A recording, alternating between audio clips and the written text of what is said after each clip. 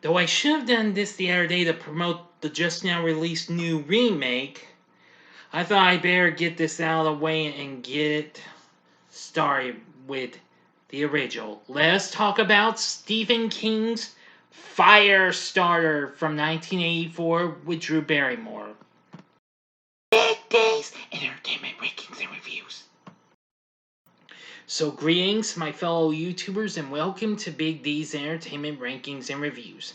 My name's Dual, better known to as the Big D, and this time around I'm going to review the 1984 sci-fi horror flick Firestarter, released by Universal for the Dino De Laurentiis company. Based on Stephen King's 1980 novel of the same name, directed by Mark L. Lester, the film stars David Keith along with Drew Barrymore, Martin Sheen, and George C. Scott. The film is about a young girl who develops pyrokinesis and the secret government agency known as the Shop, which seeks to control her, as she and her dad are on the run. Anyway, this film did decent when it came out, but I'm getting a little ahead of myself. Let's get started with the story. As college students, Andy McGee and Vicki Tomlinson participated in an experiment in which they were given a dose of a low-grade hallucinogen called Lot 6. While the other participants suffered terrible side effects, the experiment gave Vicki and Andy telepathic abilities. Vicki can read minds and Andy can control others to do and believe what he wants. Though the effort sometimes gives him nosebleeds, limiting this otherwise very strong power. Now married, they have an 8-year-old daughter named Charlene McGee, or Charlie, who has pyrokinetic abilities, the power to control heat and fire, and can also see the near future.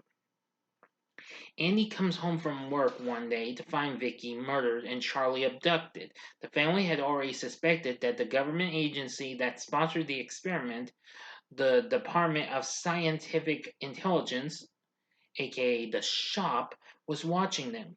With the government wanting to weaponize Charlie's power, Andy finds her and rescues her by blinding the agents, and for the next year they are on the run. Farmer Irv Manders and his wife Norma take in the pair. Andy tells Irv the truth so that when the Shop arrives, he is ready to stand with them. However, Charlie quickly dispatches the agents when they arrive. They go on the run again, but Andy's power has weakened. They go to a secluded cabin and prepare to go public with their story. Unfortunately, the head of the Shop, Captain James Hollister, sends agent and assassin John Rainbird to capture them and stop the release of information. To protect themselves, Andy writes letters to major newspapers, unintentionally revealing their location. After capture, the father and daughter are kept separated.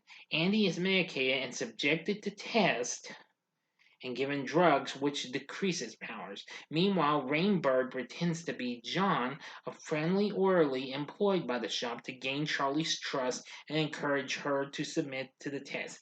Alright, now for the final act and ending. Procedure, 5 seconds. If you've seen the movie, please continue on. Here goes. Right now. Okay, you've been warned. That was just a little quick one. But of course, like always, just go to the description box and fast forward to the time below. And you know the rest, okay? Charlie's powers increase exponentially. Exponentially. Yes, exponentially. Excuse me, everyone. She continually demands to see her father as they promised. Andy is revealed to be faking the acceptance of his drugs, so his powers have never decreased, and it was all a ruse to make Hollister drop his guard. Once alone on a walk far from the house, Andy uses his power to get information from Hollister, such as John's true identity, and arranges to leave with Charlie that night. He slips Charlie a note, and she immediately tells John about the escape. Since he has wanted to kill Charlie since first hearing about her. He hides in the barn so he can kill Andy as well. Charlie enters the barn first, and Rainbird successfully convinces her to start climbing up the ladder to him. His plans foil once Andy enters, and Charlie instead runs to her father. She tells them that John is present and asks if they can take him with them. She is sad and angered to find out the truth, yet believes Rainbird when he states that he will not kill her father if she comes to him. To save his daughter, Andy orders the still mind-controlled Hollister to shoot at Rainbird. However, Rainbird kills Hollister, after which Andy, using his powers, causes Rainbird to leap to the ground, breaking his leg. Rainbird shoots Andy in the neck, fatally wounding him. He then fires at Charlie, but she detonates the bullet and engulfs Rainbird in the ensuing fire, killing him. Andy, mortally wounded and dying, pleads with her to use her powers to bring the facility down after he dies. The entire security team arrives, and she eliminates them one by one with her powers and makes her way off the property. Charlie hitchhikes back to the Banders farm and is welcomed back. Shortly after, Charlie and Irv arrive in New York City to tell her story to the media. End of story.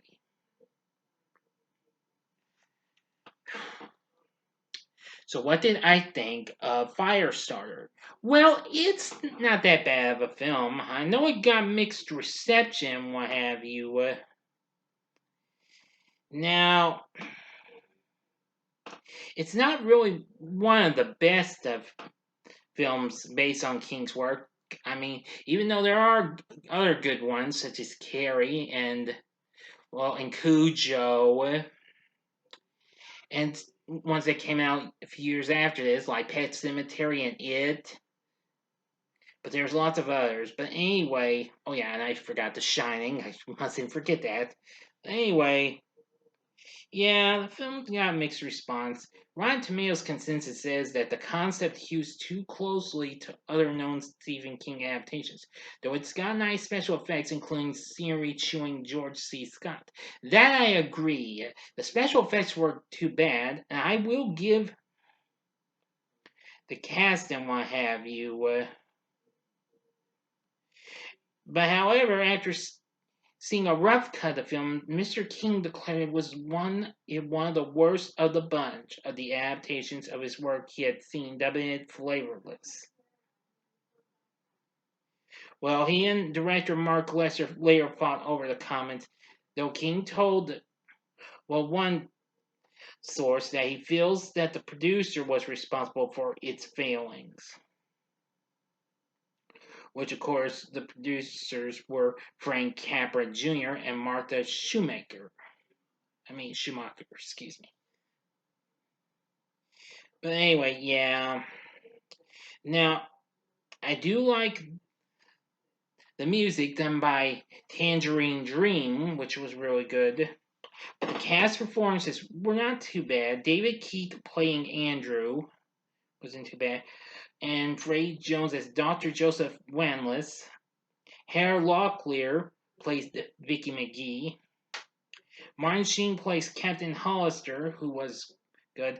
But I gotta give credit to George C. Scott playing John Rainbird, who that was one of the good ones. Art Carney, legendary actor, played Irv Manders. Louise Fletcher played his wife Norma.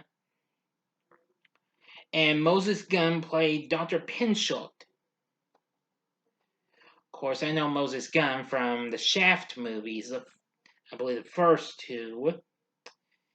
Anyway, but it was Drew Barrymore, who I really did like. This, of course, was filmed she did after E.T. came out a couple of years back. I'm going to be reviewing that film later on, because that film celebrates its 40th anniversary this year, and I am going to review E.T. later on.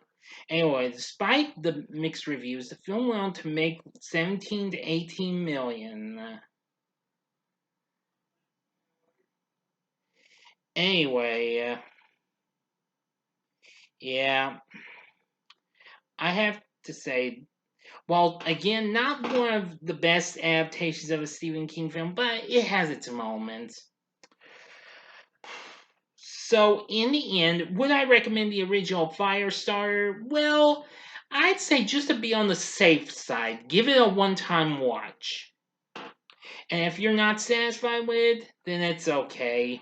I'm a completely understanding person. Now, about a few years later, almost 20 years after it came out, in 2002, there was a Sci-Fi Channel miniseries follow-up called Firestarter Rekindled, which starred Marguerite Moreau, who most people know her from the Mighty Ducks trilogy, played Charlie, and more recently, Universal, along with Jason Blum's company, Blumhouse, just did a remake, which is now playing in theaters. But unfortunately, its reviews are just cold, way cold. Well, I did say I am gonna say I may give it a watch on Peacock since I am thinking about going back to premium for another month. But we'll see. But for now, I'd say just to be on the safe side, give the original Firestarter a one-time watch, and that's it. If you're not satisfied, don't bother with it again. Stick to some better ones that were more popular, like The Shining or Carrie, whatever. So, what are your thoughts on the original Firestarter? Please tell me in the comment section below. If you like this video, click the like button, subscribe to my channel, and be a part of the Big D Nation. Join me next time when I bring to you a re-review of Star Wars Episode 2 Attack of the Clones, which is celebrating its 20th anniversary as I continue to celebrate 45 years of Star Wars. Thank you for watching, and if you like this, consider checking out my reviews for some of these other films based on Stephen King's work. In the upper left hand corner is my review of the original Carrie from 1976. The upper right hand corner is my review of the original Pet Cemetery from 1989. And the bottom left hand corner is my review of the original TV miniseries of It from 1990. And the bottom right hand corner is the button you can click to subscribe. If you like rankings and reviews on movies, TV, music, video games, etc., then I'm your guy. Thanks for watching. Until next time, I'm the Big D saying, see ya.